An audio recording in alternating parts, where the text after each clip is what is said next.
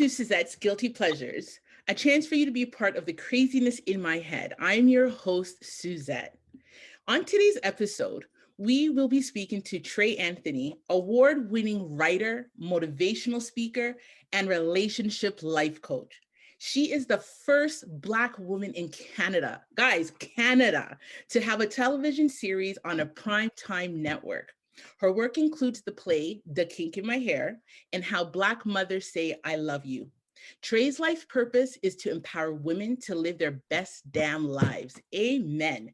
Her new book, Black Girl in Love with Herself, which is published by Hay House, is available now. She divides her time between Atlanta and Toronto. She is an adoption advocate and the proud mama bear to her son, Kai. In her spare time, she enjoys laughing at herself and all her antics and eating cupcakes. Follow Trey on Instagram at Black Girl in Love and visit TreyAnthony.com to learn more about her. Let's go. Good afternoon, Trey. How are you doing today? I'm great. Thank you so much for having me. Thank you so much for joining us. I do have to tell you that I have been somewhat of a fan. I attended your play, The Kink in My Black Hair, and I attended it with my mom, and that's the only play she ever talks about to this day. Oh, wow. That's amazing. It was a really good play.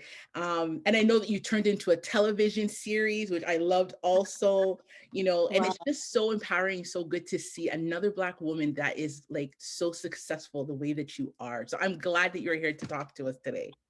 Well, thank you. And thank you for all the accolades. I appreciate it. And tell your mother hello. I will. Thank you. Thank you. So let's get into it. So for those who may not know who you are, can you just give a brief description on some of your past work and just the inspirations, if any, that were behind them? Mm-hmm. So the work that I'm most known for is definitely The Kink in My Hair, which was a play that turned into a TV series. And that was I call it The Voices of Black Women. It was a play that really put Black women front and center stage. And it was monologues that dealt with a lot of things from, police brutality, colorism in the Black community, sexuality, incest, suicide. And I was really dedicated to really portraying Black women in all our layers and authenticity. So that's kind of what The Kink in My Hair was. And then they turned it into a TV show, and the TV show was like a half-hour dramedy, I would say, kind of like the Cosby Show meets the Caribbean, I would say, or something. For sure. Like that. And then I did How Black Mothers Say I Love You, which was, I would say, my most personal play, and that was based on the immigration and migration experience of my grandmother and a lot of other Black women from the Caribbean who left Jamaica or left Barbados or any of the islands there and came over to Canada, England, or America and left their children behind. And that play really dealt with just what happens to these children and these mothers when they're finally reunited. Yes. And how, there's a lot of emotional damage that a lot of people don't talk about that impacts families for generation and generations. And that was really based on my grandmother's story and my mother's story, and also mine. And that was also made into a short documentary that I directed. Okay. And now it's being developed into a TV series. Nice. So, yeah. So, and then my newest work, of course, is Black Girl in Love with Herself, which is a self-help memoir book, really dealing with Black women and our lives, and, teaching us how to love ourselves, how to put ourselves first, how to deal with, the negativity that sometimes impacts us as Black women, how to be good mothers, wives, partners, but also putting ourselves at the top of our priority list. Yeah. Yes. For sure. Definitely. And we're going to talk more about your book because, I read it and it was an awesome book. You had a lot of gems, a lot of nuggets throughout the book. And I feel that, just with everything and the climate that's happening in today's society, it's so needed, right? So we'll definitely get there. So I know that you said that you spend your time between the US and Canada. What made you move to the US from Canada, especially being the first Black woman to pave the way for having a Black series here in Canada? Like what? Yeah, a great question.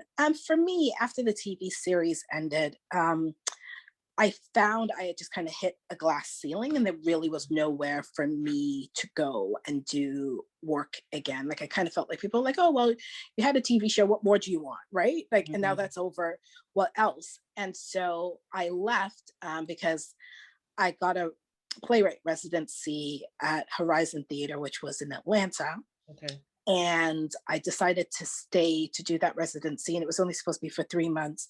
And then it got extended to about a year. And Nice. then after that, I got a job offer from Will Packer and OWN to write for a TV show, Ambition. So I just stayed and I ended up staying. And I just found there was more opportunities for me. I really liked the climate, especially in Atlanta. It was really good to see Black people doing things and in positions of power. And the cost of living was way cheaper than Toronto. For sure. And so I was just like, why not? Like, why Exactly. not stay? And so even now, like I do a lot of work. Like I currently work for CTV as a development producer, but I do everything because of COVID remotely. So I Nice. still do a lot of things in Canada, but I always Okay. say to people, my base right now is the US, Right. but I'm always doing something in Canada. Yeah, at all Okay. times.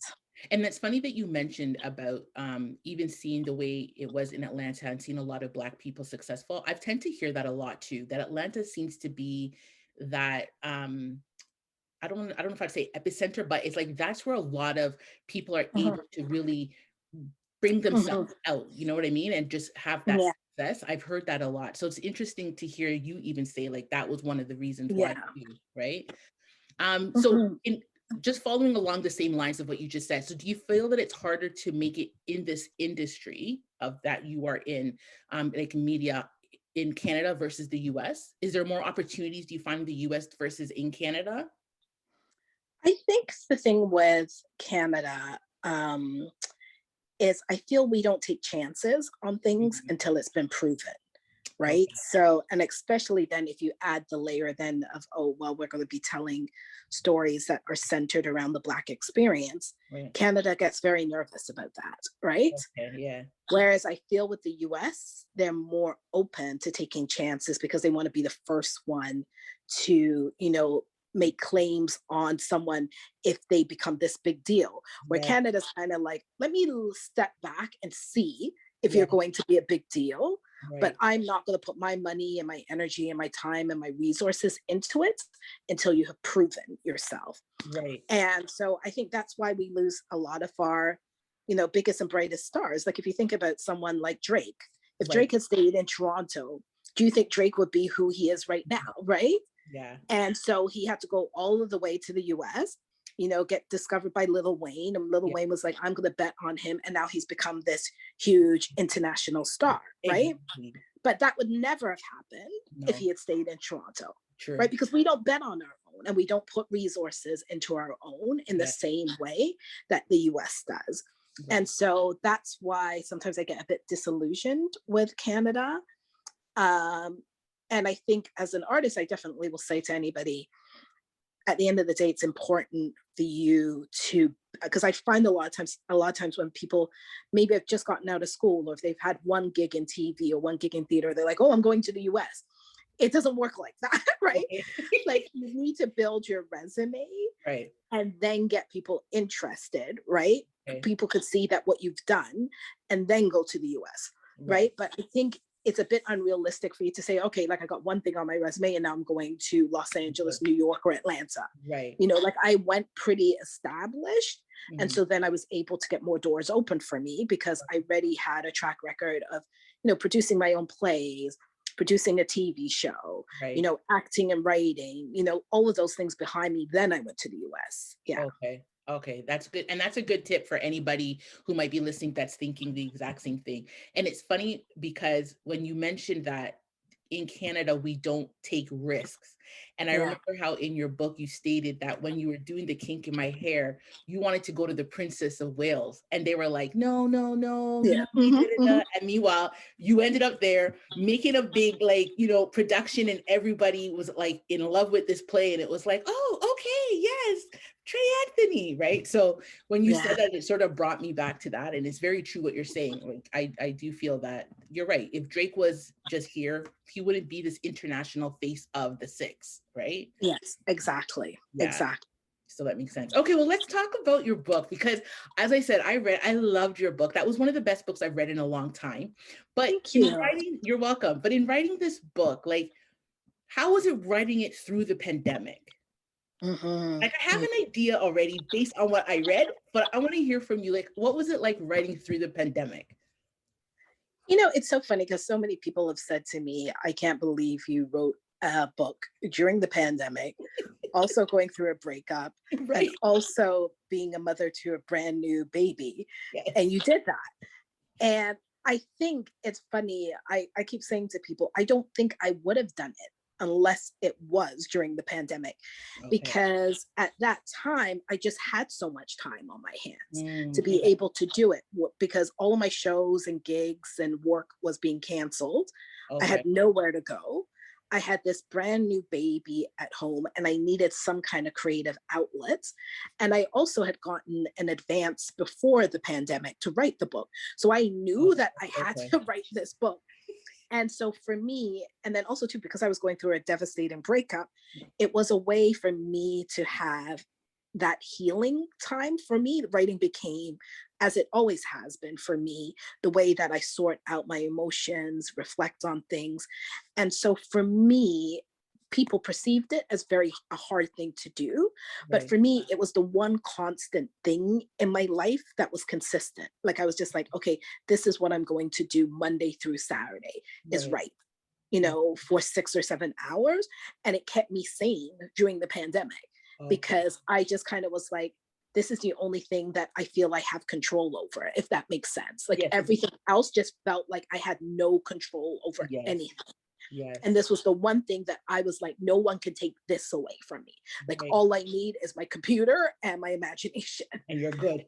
and I'm good. And Yeah. so that is what it became for me, this source of just, yeah, of comfort, but also something that I could rely on because I felt so out of control about everything else in my life. No, for sure, for sure. And then I mean, on top of what you were going through, like as you said, the breakup and then being a new mom, losing Mhm. that control, but even just what's happening in the world, right? And I think that's why Yeah. maybe a lot of people are like, how did you able to like mentally focus when Yeah. everybody else is like, oh my gosh, like I can't, I don't know where to go and things like that, right? Yeah. So even that, and that was what I had to ask. I was like, how?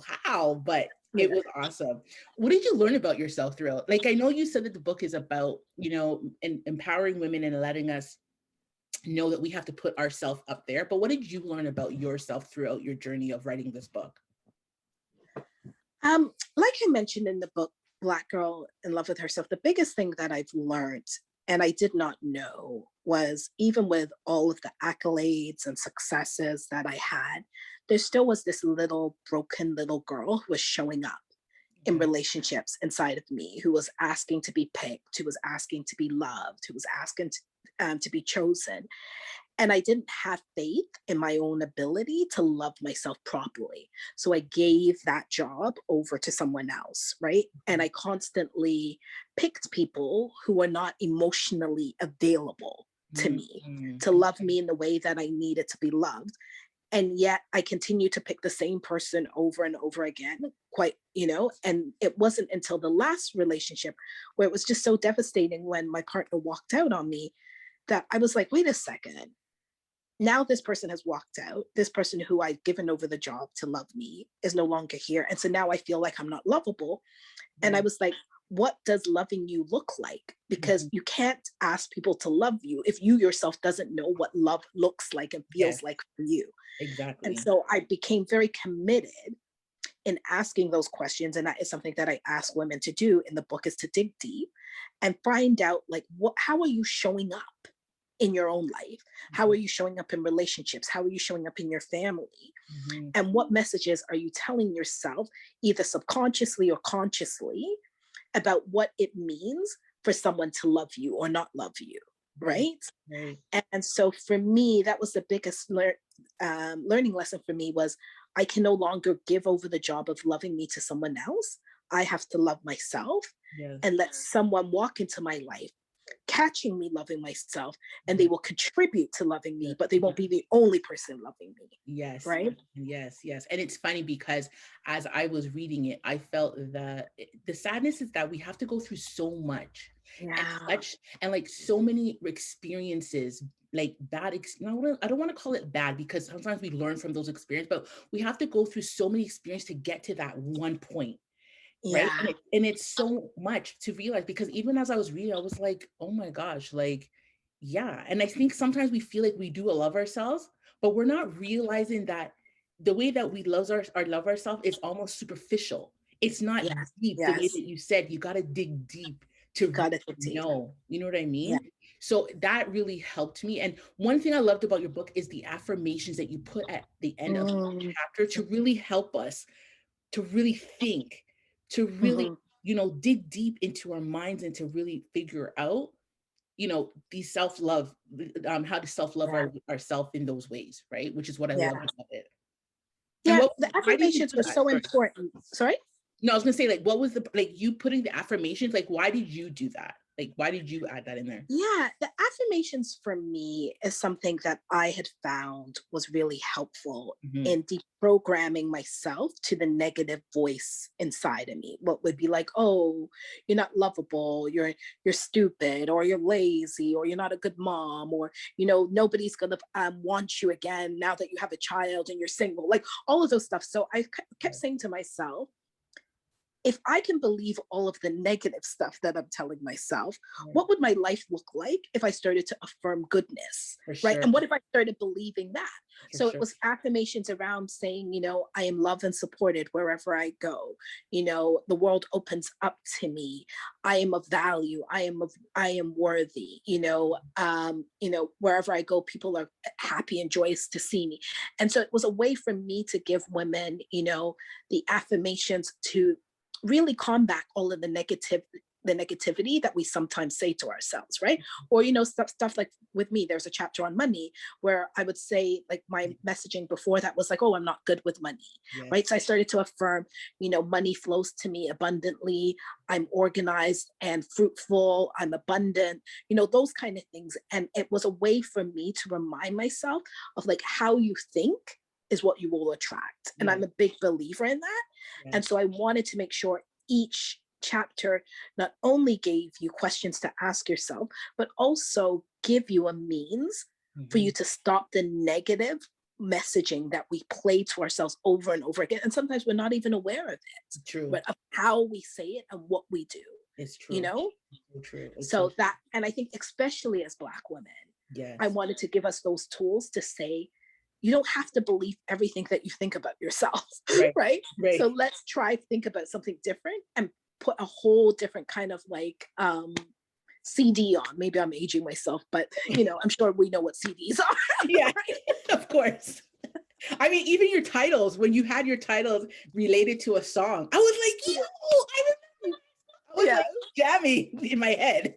Well, exactly. But I always say, the book is for those people who remember CDs, right?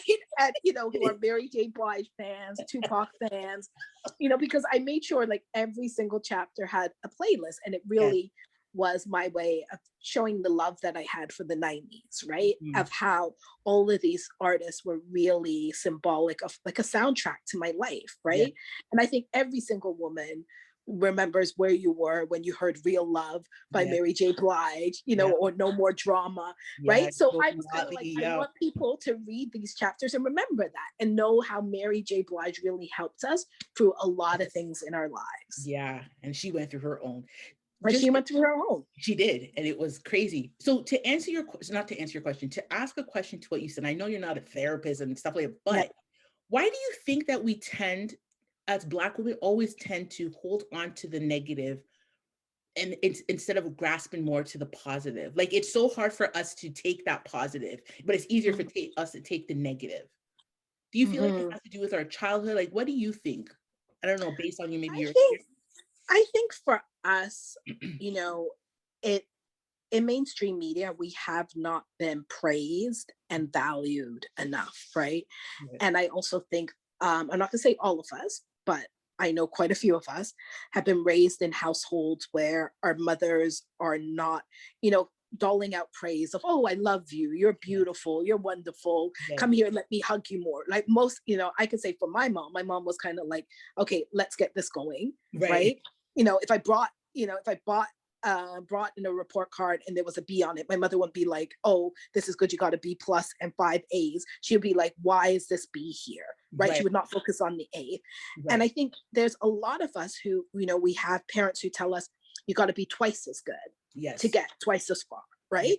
Yeah. So I think that's what we're used to, is being really hard on ourselves because our parents, you know, may have the tendency to be very hard on us. Mainstream media has a tendency to be very hard on us. Yes. You know, Black men sometimes have a tendency to be really hard on us. Yes. So we know what hardness feels like. And because we know what hardness feels like, it becomes very familiar to us, and then it becomes the norm, Right. right? Okay. And Yeah. so that is why I feel we need to do this reprogramming of just being, you know, as I said in the book, I really want to learn not only to be tender with myself, but Mhm. to be tender with other Black women. I Mhm. no longer want to be this, you know, like, come on, girl, you can do it. And, you know, be really harsh. And if a Black girl gives me a cut eye, I'm going to give her another cut eye Yeah. twice as big. You know what I mean? I don't want to do that anymore. Right. I'm just not doing that anymore. And Right. that's something that I've promised myself and I've said to myself. I want to walk through the world in a way that feels really tender, not only to myself, but to other Black women. And Yes. even if you're going to give me the cut eye, even if you're going to give me the you know, Like that one look look that I like down know, with the screw face. screw face, I'm Yeah. not going to indulge in that with you anymore, Yeah. because I know what that means, because I've been that girl too on the Exactly. other side. Right. And most of the time when I wanted to give a screw face or I wanted to give a cut eye, it was because I was hurt or somebody had hurt me. Right. Right? So I'm just like, what if I engaged with you on a level of, girl, I see you and I also know that you're hurt and I know the world has been hard on you and I'm going to try and make it easier. So Mm-hmm. that's how I'm trying now to very much consciously move through the world. And, you Mm-hmm. know, some days I'm really good at it. And then some days I'm just like, you know, the old Trey comes back and I'm Yeah. giving a cut eye too. Right? But I will We have say those 90% moments. of the time, Yeah. I'm where I'm trying to be For in sure. being as tender and kind to Black women as possible, you know? For sure, for sure. And it's funny that you say that, because when you mention about the part about our parents never really was like, you know, let me love you up. And it's funny because as I was reading, I was like, do I do that with my kids? And I'm starting to Yeah. try to even think about that, right? And I mean, and then I start to think about, like you mentioned in the book, like Black parents love you in different ways. They don't show it like maybe the way the Yeah. white parent would, like, come hug me in, but they show it in different ways, whether it's through food, like your grandmother was big Yeah. on food and things like that, right?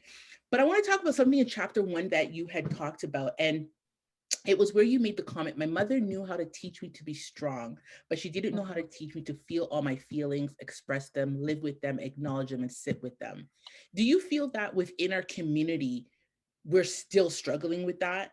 And if so, like, I mean, what are some ways that we can maybe, as even like as parents now, be able to break that I don't want to say curse, but that generational, I don't even know how to say it, but because I don't want to put a negative connotation on it, because Yeah. it's not negative, right? That's just the way our parents were born and raised, and they brought it to us. But how do we break that from transferring it onto our kids? I think it's saying it stops here, you know, and I don't want to, because I always say to people, I would never be the success that I was without my mother For and sure. my grandmother, right? Who pushed me, who told me to get up when I was tired, who pushed me to just keep going. And even when people told me no, not to listen to them and just keep moving. But on the other side, that lesson also made me know that it was not okay for me to listen to my body when I was tired and I needed to rest. It Mhm. was not okay for me to say, hey, you know what? I'm scared today, or I don't have all the answers, right? Right. It was not okay for me to say to someone, I actually need you to hug me or hold me today, you know, Right. instead of, you know, feeling all these emotions and going in my room and crying by myself. So for me, and it's funny that you talk about your kids now, right? Because I feel with me having a son, that really helped me around just holding him and loving him, like even just last night, I said to a friend who was staying over here, my son is really sick right now. He has congestion on his chest. And, I did the old thing of like, what we do, rub them up with Vicks. And I remember my grandmother and mother would rub me up with Vicks and then say, go to your bed and sleep in toes, sweaty toes, right? Yes. Right? Or just put you down after they rubbed you up. And I was like, I'm going to hold him, and I'm going to hold him through the whole night. Right. And I'm going to kiss up on him, and I'm going to comfort him. And I thought to myself, that I don't recall that ever being done for me. Yes. But I remember, I have vivid memories of my grandmother and mother rubbing me down with Vicks. Right. But there wasn't that other extra step of you're sick, let me hold you. Yes. Right? Yeah, so true. And that is where I want to change how I was parented. Yes. I want to be more physical. Like even sometimes my mother goes, oh, you have that boy up in your hand too much, you're going to spoil him. Right? And I don't see, like, why is it by just giving affection and looking at their needs if they're crying that you're going to spoil them? Yeah. Right? That we view that as being spoiled instead of I'm actually being an attentive parent. Exactly. I'm actually trying to be tender with because how I look at it, I'm raising a Black boy. Yeah. Mm-hmm. The world is going to be hard on him anyways. Yes. Why does he have to come into his house and feel like his mother has to be extra hard on him? Right. I don't want to do that. I want to be the safe place for my kids. Yes. Right. And that's how I look at it. Yes. And I think a lot of us, how Black parents thought they were protecting us was being hard on us because they knew the world outside was going to be hard on us as well. Right. And I feel we need to really examine that and take a look and say, how has that been working out for you so far? Exactly. Right? How has that belief been working out? And that is something that I ask myself time and time again. When I see myself doing something and not getting the results that I want, I go, how has that belief been working out for you so far? So maybe you need to shift some things. Right. Right. And that's the thing, like and it wasn't that our parents were trying to be harmful. It was, they had good intentions behind it, but it's the way they did it. So now our generation, we have to figure out how do we change it so that we're still protecting, but we're not coming off on that way, right? So yes, exactly. Yeah. There was another thing, comment that you had made in your chapter 6, where you said, many times as Black women, we brush off these little things and do not adequately address how they start to add up and take a toll on our mental and physical health. Let me tell you, when I read that, I said, boom, this is it. And this is where I get this whole strong Black women, I'm gonna call it syndrome, right? Because I feel that is what it is, that we always tend to take on everything and not realize it until health-wise, whether we go down or something traumatic happens and we realize. Can you talk to me, like, what is your thoughts about the strong Black women? And I know you mentioned it in your book and you sort of related to Black girl shame, but like, can you sort of talk about it? I think the thing with a strong Black woman is that, as I mentioned in the book, it really is this thing that doesn't allow us to ever say, we're scared or I need support or my mental health, and I did a whole chapter because it was really important for me to talk about my own journey of mental health and not even recognizing that I was dealing with depression, and I've been depressed for many years. And I still got up and went to work and did everything else when I was feeling drained, I was feeling tired, I was feeling anxious, I was feeling overwhelmed. And I think so many of us are used to that, right? Of getting up when we are tired, getting up when we are feeling scared, and we just keep doing it, right? And a lot of us, and as I mentioned in the book, when I interviewed the psychiatrist who was a Black psychiatrist, and she said most Black women don't even know that we have depression. What we think we are failing, right? And by the time we actually seek, if we even go and seek medical help, by that time, our symptoms are 3 times worse than our white counterparts. And as I was interviewing her, and she was giving me all the list of all of the symptoms of what it looks like when a Black woman has depression, I realized I had every single one of them, right? Every single one of them. And I did not know that. Right. And I think, from so many of the feedback that I get in emails and letters that I get about Black Girl in Love with Herself, the biggest thing that I've gotten is Black women saying to me, it wasn't until I read your book that I realized that I was depressed, or that I have anxiety, or that I'm struggling with my mental health. And thank you for giving me that permission to really take a look and go, wow, I need to support myself more through this. Yes. And that is what, for me, it was so important to talk about that, because there's a level of shame. Yes. And there's a stigma around us that we think that if you say you're struggling with your mental health, or you're depressed, or you have anxiety, people in our community see that as being weak, right? They're like, what's wrong with you? Right. Like, of course, you're like, as I mentioned in the book, when I said to my mom, I think I'm depressed. And she goes, of course you are. Everybody knows you're depressed, but you'll get over it. Yes. Right? Yes. Or just suck it up. Come on, man. You're good. You're good. And she was like, you'll get over it. And that was my mother's thing. Like, it was just like, get over it. Like we don't have time for this today. Get over it. Right. So that is why I wanted to say to Black women, we do not need to get over things. We need to address them. Yes. Yes. Yes. I really feel that and as I said, like, this book, with the questions that you give, it really makes you really think about, oh my gosh, like, that's actually what I'm going through, or, oh, I didn't even realize that that's what it looks like. You know what I mean? That it really made you think and even when you talked about like therapy, it's okay to go for therapy, right? Therapists even go for therapy. You know what I mean? Like, it's okay. And what I loved is that you normalized everything, right? Everything that we go through, you normalized it and you validated it to make it be for us to say, okay, I don't look silly, or I don't look like I'm weak, or I don't look like I'm failing as a mom because, I was depressed and made my kids stay in their pajamas for 2 days. And I'm not looking like, oh, you're such a wordless mom. Or, you know what I mean? Like, that's what I love, because even at the end of your book, when you talk about that, if I were a Black girl in love with myself, and you talk about different things, I was like, yes, like, you're normalizing it to make us realize we don't need to be hard on ourselves. It's okay, right? Even with your Black girl shame, I was like, it's okay for me to be ashamed. Right. And so many of us have Black girl shame, and we need to address it and be like, it is okay. There is no need to have Black girl shame around this. Like, even the other day, I dropped my son to the daycare, and during the daycare, from the ride from the house to the daycare, he pooped in his diapers. Right. And I handed him over to the daycare, and there was a part of me was like, oh, you should stop and, change his diaper before you bring him into the daycare, because they make him think you're a bad mother. Yes. And then I handed, and I was just like, stop.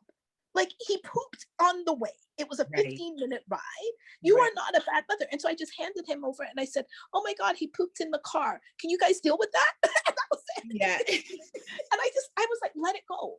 Yeah. Right. But we do these things, and we have these conversations in our head of, oh, now they're going to think that I'm the mother who's left him in a poopy diaper. And I'm just like, no, this is okay. Let that go. There's no need to hold Black girl shame over that. Right. Right. And I think that's the thing about it, is that we really need to, as Black women, I know that the way we've been raised, we've been raised that we need to be tough. We've been raised that this is what you need to do, not just as a mother, but as a Black adult woman in society. And even when we have our white counterparts and we see what they go through, and, with the gaslighting and things that we're going through, it's just like, oh my gosh, I have to act like I am this good girl or this perfect girl, especially at work and things, that we don't realize it's added on to that. And then we're afraid to ask for like those mental health days.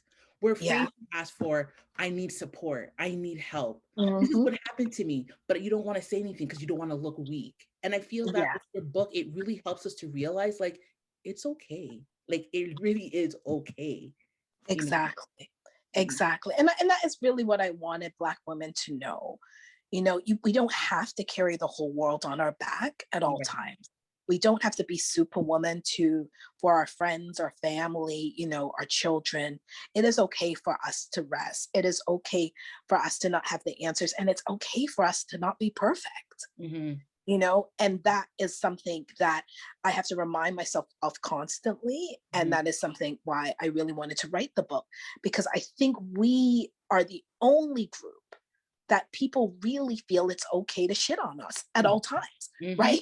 Yep. And I need us And to don't really care. start to fight for each other and fight Yep. for ourselves, Yep. because the world really feels it's okay to put us down.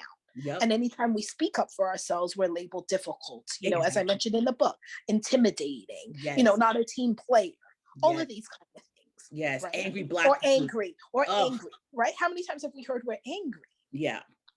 You know, and we need to stop that. Like, I'm just like, no, I'm not playing into this anymore with you. You know, I'm really not playing into, you know, one of the biggest things that I loved was, I don't know if you saw that interview years ago with Julie Black, and I forgot her name, but there was that fashion designer, and they were doing this Canada Read stuff. Okay. And this, I forgot her name. Oh my God, it's surprised. But basically, they were having this discussion, and she was a white woman, Jeannie Becker. That's her name. Oh, okay. Okay. I know Yes. Jeannie Becker. Yeah.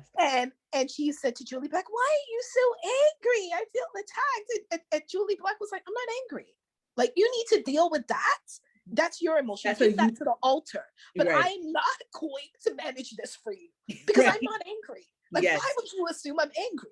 We're Yes. having a discussion." Exactly. And I think that was the most vivid example I have seen of how white women like to turn anytime we stand up for ourselves or have a different opinion, of how they attack us by saying we're angry. Yes. Right? Yes. And I just loved how Julie Black was like, "No, I ain't dealing with that. That's exactly. your stuff." Yeah. Right? And that is how now I'm moving through the world. A lot of times now I'm like, I'm not dealing with that. That's your stuff. Mm-hmm. I know what I said. I know what I meant. And how you want to deal with that, I'm not here to manage your emotions. Exactly. Yeah. Right? Yeah. And that's what happens to us a lot of the times. We're put in this position to manage white people, especially white women's feelings. Exactly. Exactly. Right? Exactly. And that even goes back to even that whole situation that happened on the talk with Oh yes. Oh God. right? I could see her face. Yeah, Cheryl. Sharon Osbourne Underwood. and Yeah. Underwood. Yeah. Yeah, Cheryl Osbourne. And like even the way Sharon that Osbourne. they were having a discussion, and Sharon just turned it completely around, like, but you're like, why are you doing this and attacking me? And it's like, why do we never get a space to talk? But it's okay for y'all. Like, it makes no sense.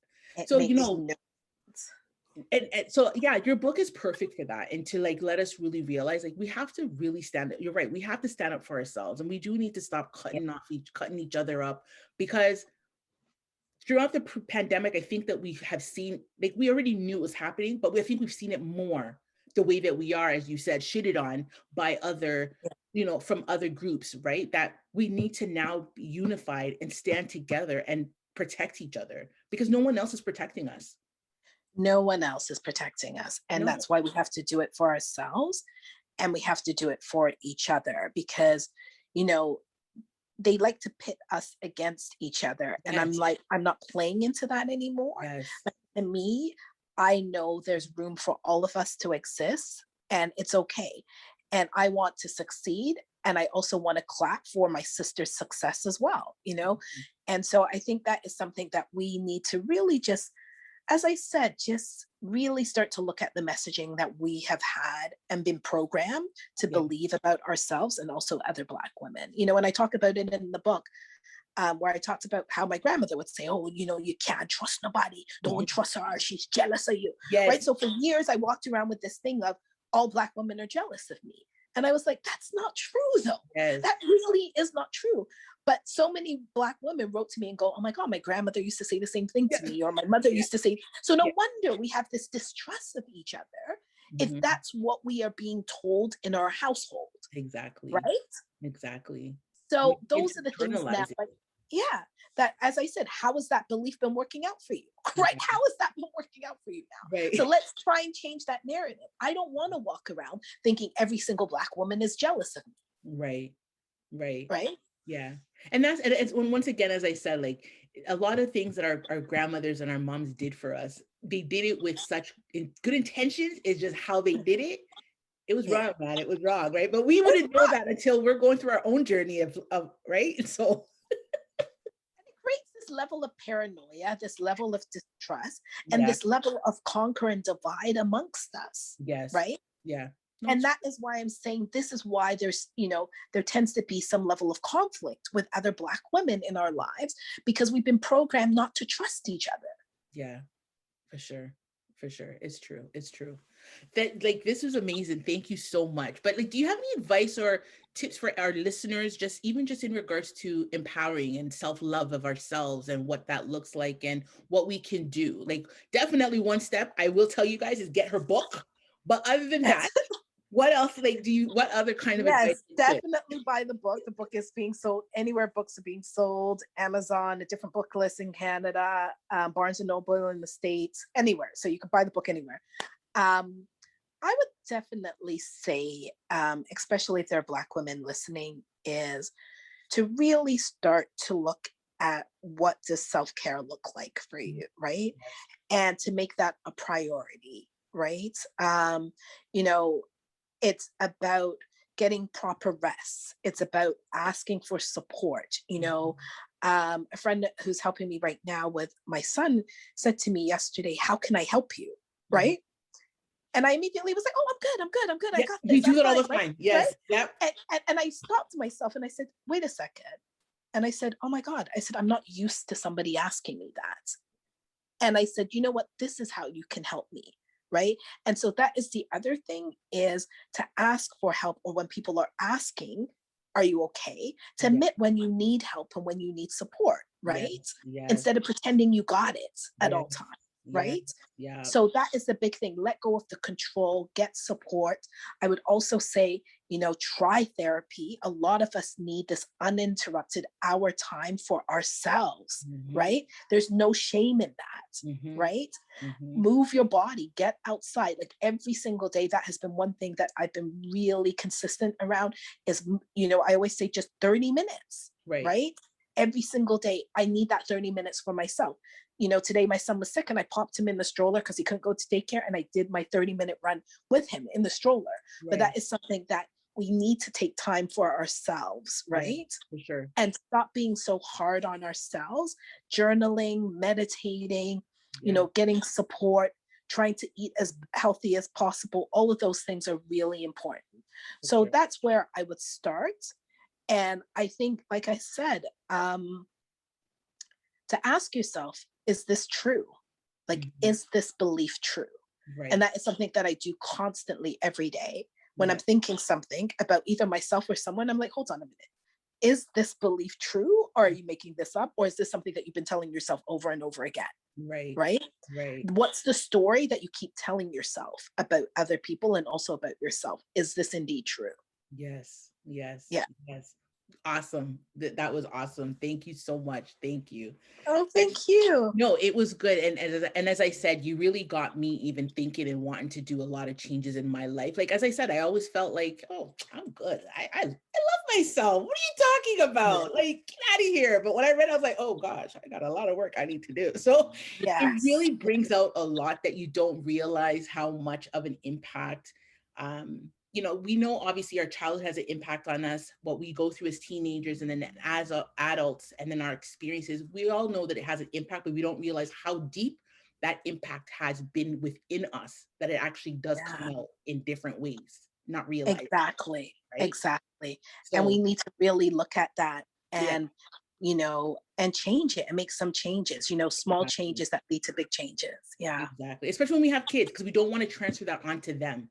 Right? Exactly. 110%. Yeah. Well, I want to thank you so much for thank you so much, Suzette. Trey Anthony. And I want to thank our listeners for listening in. Once again, as I said, you can follow Trey Anthony on Instagram at Black Girl in Love. And her website is treyanthony.com. And as she stated, you can get her books everywhere that it is sold. Black Girl in Love herself. Loving on herself, sorry. Black Girl in Love with herself. With herself, sorry. But the links will also be in the description box. And please follow me also on Instagram and on YouTube at Suzette's Guilty Pleasures, where you can leave your questions and comments. And while you are there, do not forget to subscribe, like, and share. But until next time, please take care, be blessed, and stay safe.